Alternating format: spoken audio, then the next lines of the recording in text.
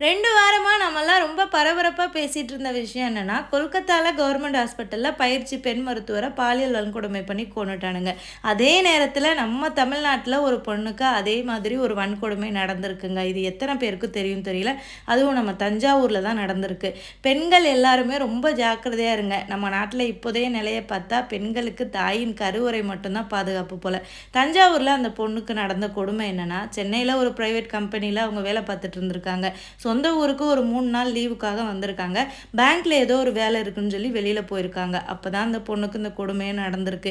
எப்படியோ அந்த பொண்ணு அதுலேருந்து தப்பிச்சு வீட்டுக்கு வந்திருக்காங்க. வீட்டுக்கு வந்த உடனே அவங்க அம்மா, அப்பா கிட்ட அந்த பொண்ணு என்ன சொன்னாங்க தெரியுமா? "இனிமே நான் வாழவே மாட்டேன். என்னைய இப்பவே கொன்றுங்க" அப்படின்னு சொல்லியிருக்காங்க. இந்த மாதிரியான நிலைமை எந்த பொண்ணுக்குமே வரக்கூடாதுங்க. இந்த மாதிரி பெண்கள சித்திரவதை பண்ற அந்த கேடுகெட்ட ஜென்மங்கள அந்த பொண்ணோட குடும்பத்திட்டயே ஒப்படைச்சு, அவங்களே தண்டனை குடுக்குற மாரி இந்த கவர்மெண்ட் வந்து சட்டம் கொண்டு வரணுங்க.